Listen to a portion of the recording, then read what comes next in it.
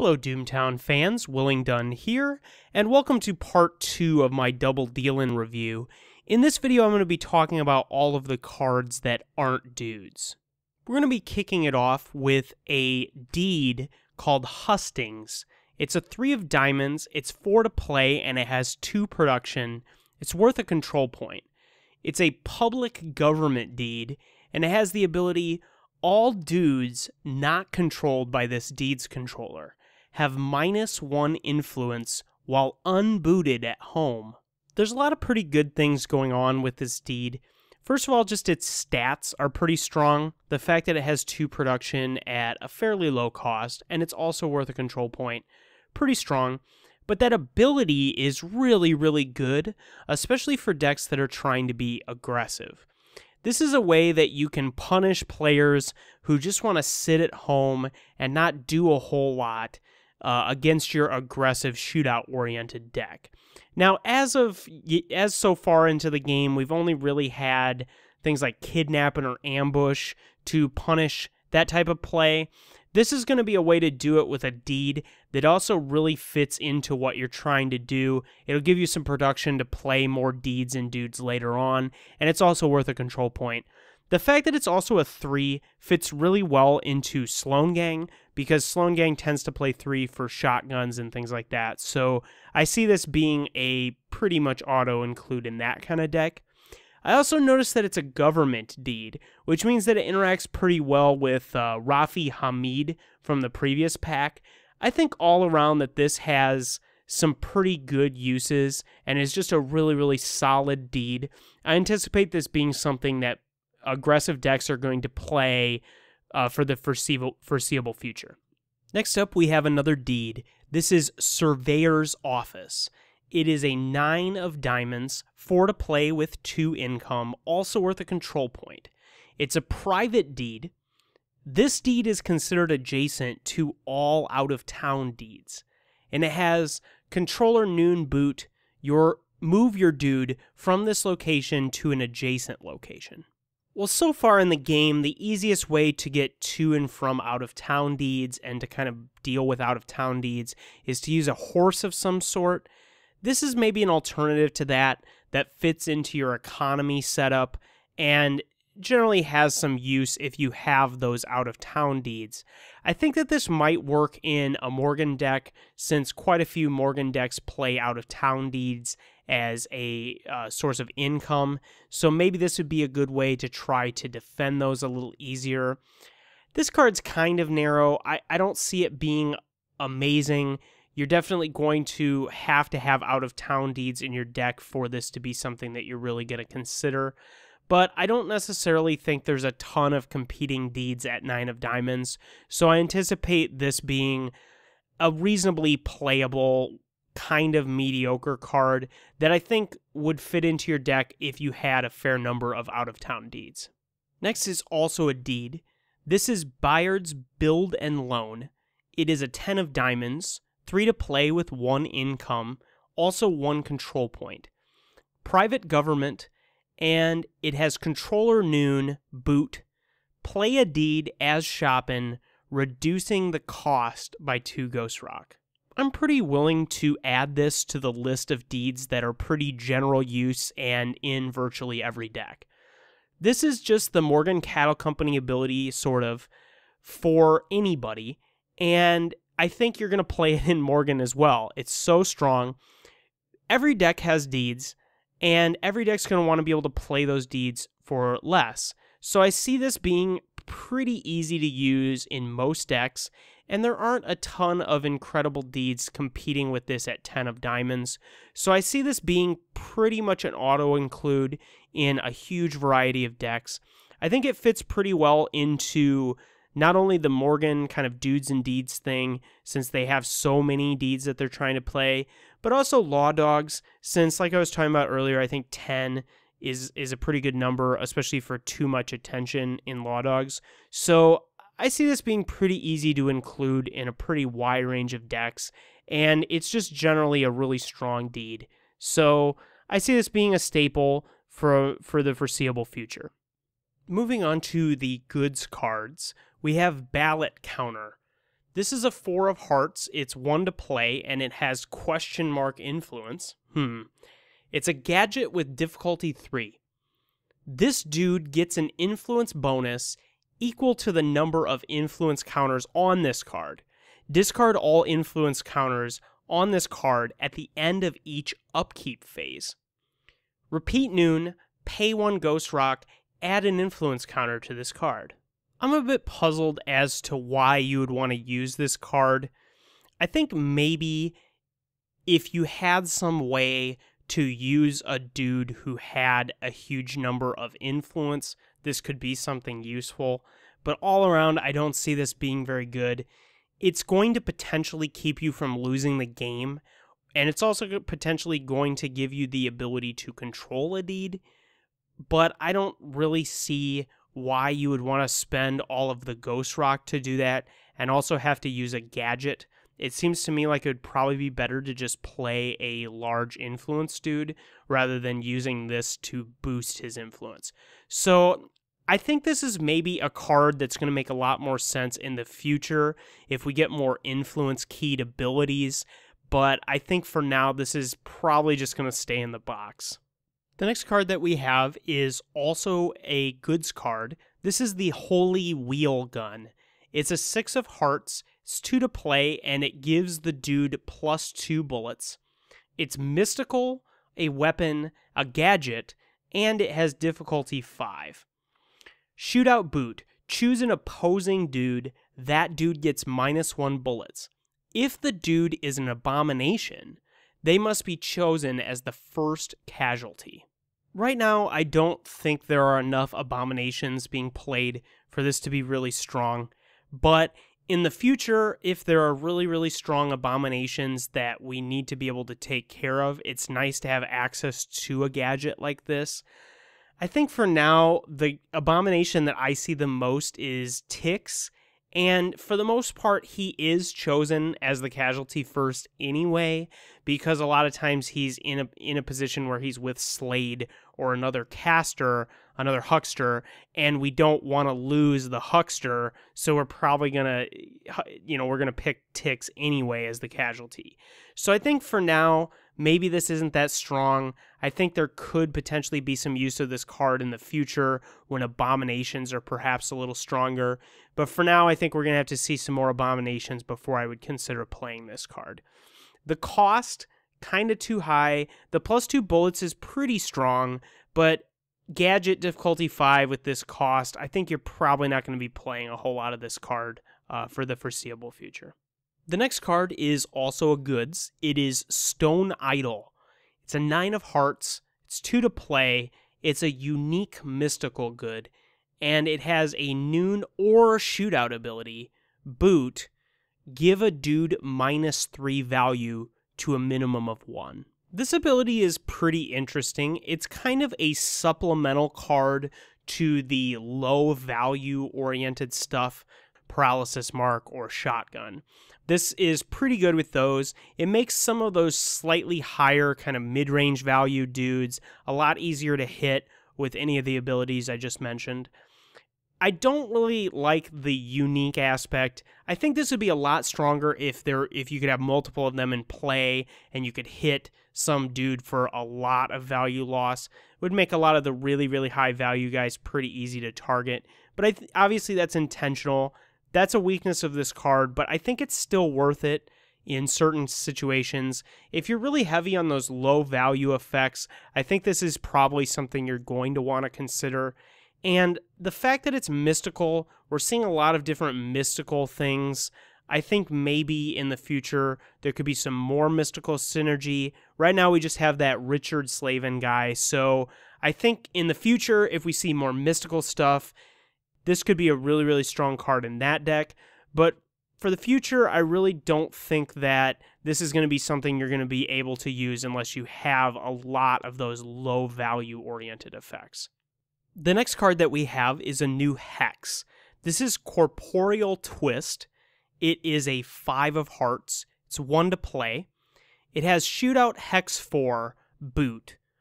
One opposing dude gets -1 bullets and -2 value. if that dude is aced or discarded during this shootout, this huckster permanently gains 1 control point. I really like this card. I think there's a lot of things going for this for the Sloan Gang-oriented huckster deck. The 5 fits pretty well into that deck, and though it's a fairly low value when it comes to pulls, the fact that this is a Hex 4 is going to be pretty easy to pull off in the huckster deck. I like the low cost as well as just the ability. That control point potential is really strong in the aggressive sort of Sloan Gang build, so I think that this has a lot of potential using Jose in that Sloan Gang-oriented huckster deck. Maybe we could see some of this out of the 4th ring as well. This is a pretty decent card all around, and it's really easy to make the pulls and whatnot. But I see this being a little bit better in the Sloan Gang build, just because it does something fairly combat-oriented. The -1 bullets matters a lot more, I think, in the Sloan Gang deck than it would in the 4th ring deck. So this is a pretty good card. I like the value on it. I like the ability on it. I'll just all around really like this card. The artwork is really good on this card as well. So I'm digging everything about this card, and I really can't wait to get some Sloan Gang spell casting going on. The next card is also a Hex. This is called Fetch. It is a 7 of hearts. It's 0 to play. It has Cheatin' Resolution Hex 5. Boot.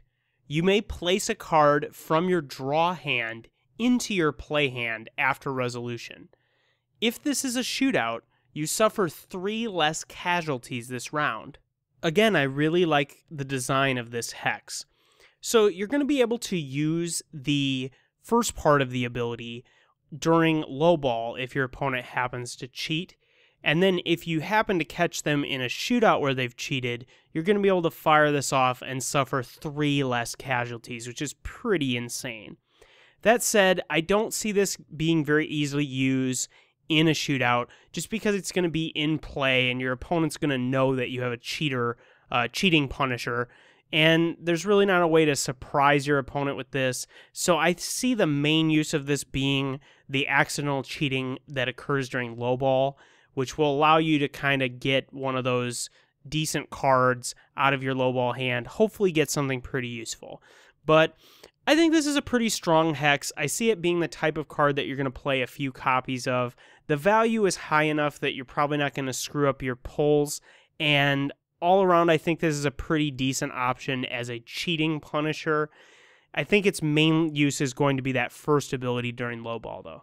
The next card is an action card, and it's called It's Who You Know. It's a 3 of clubs, 0 to play. It has a noon ability.